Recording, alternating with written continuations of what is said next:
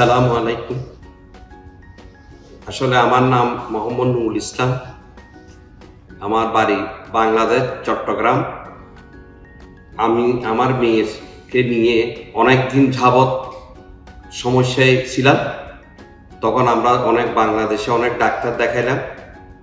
আমাদের বাংলাদেশের একজন ডক্টর সুমেন চৌধুরী বলল, এই রোগের জন্য যদি আপনি বেটার কিছু করতে চান তাহলে আপনাকে সার্জারিতে যেতে হবে।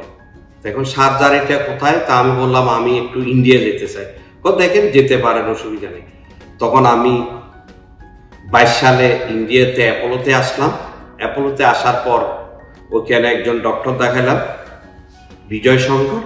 বিজয় শঙ্কর দেখার পর আমাকে মেডিসিন দিল। মেডিসিন দিয়ে বলে যে এটা কন্টিনিউ চলবে। তাই বললাম যে কন্টিনিউ যদি মেডিসিন চলে আমি বাংলাদেশ থেকে কেন আসলাম। উনি বলল তাহলে আপনি একটু এই আরেকজন ওনার থেকে সিনিয়র তাকে ডক্টরের সাথে দেখা করার জন্য বললেন। আমি ওনার কাছে বললাম, উনি আমাকে ইজিজি দিল।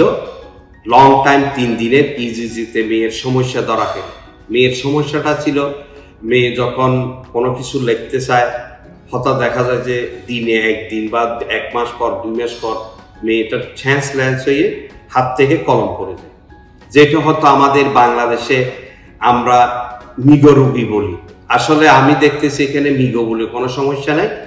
ওরা সার্জারির মাধ্যমে দেখা গেল যে মেয়ের এই রাইট সাইডে একটা সমস্যা হয়েছে, এটা সার্জারির মাধ্যমে ইনশাল্লাহ সম্ভব। এখন আমরা যখন আবার বাংলাদেশ থেকে আসলাম তখন আমরা অ্যাপোলো মেইন হসপিটাল থেকে আমাদেরকে এই অ্যাপোলো পটনে এখানে দিল। এখানে ডক্টর অরবিন্দ স্যারের সাথে দেখা করলাম সার্জারি। উনি বললেন ঠিক আছে, এটা সার্জারির মাধ্যমে সম্ভব। তাই আমি বললাম রিস্ক, উনি বললেন নো রিস্ক। আমি বললাম লাইফ রিস্ক, উনি বললেন যে লাইফ রিস্ক না, তবে হ্যাঁ 80% ভালো, 20% গড। তাই আমি বললাম ঠিক আছে, ওকে। তখন আমরা জুলাই 25 তারিখ সিদ্ধান্ত নিলাম সার্জারি করাতে। ইনশাল্লাহ সার্জারির পর এই পর্যন্ত আমার মেয়ে ভালো আছে, মেডিসিন চলতেছে।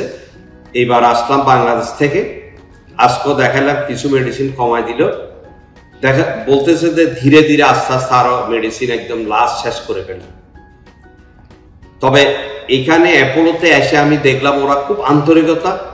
অ্যাপোলো পটনে যারা ডক্টর এবং যারা নার্স এবং যারা অন্য অন্য স্টাফরা আছে, খুবই আন্তরিকতা। আমরা যারা বাংলাদেশ থেকে আসি হয়তো আমাদের ভাষাগত কিছু সমস্যা হয়, তখন আমরা যেখানেই হেল্প চাই ওরা আমাদেরকে, যারা এখানে বাংলা বুঝে, কলকাতার কিছু লোক আছে, বিশেষ করে আমি একজনের কথা না বললে হচ্ছে না, যিনি আমার মেয়েকে সবসময় সহযোগিতা করছে, এই বাংলা বুঝিয়ে দিচ্ছে আমাদেরকে, ওদের স্টাফ রানী। কেন ও সব সময়, আমরা বাংলাদেশ থেকেও যখন ওর সাথে কথা বলি তখন ও আমাদেরকে ভালো একটা দিছে। আমরা এখানে এসে ওনার ভাষাগত কারণে যেগুলো সমস্যা হয় ইনশাল্লাহ আমরা সেটা সমস্যায় পাইলে আশা করি আমি বাংলাদেশের আমার যারা আছে যাদের এই সমস্যা, তারা যেন সম্ভব হলে এখানে এসে চিকিৎসাটা করা, সার্জারির মাধ্যমে এই জিনিসটা ভালো হওয়ার সম্ভাবনা। তবে ভালো করবে আল্লাহ, কিন্তু এই পর্যন্ত আমার মেয়ে ভালো আছে, আমি এতটুকুই বলতে পারি ইনশাল্লাহ। আসসালামু আলাইকুম।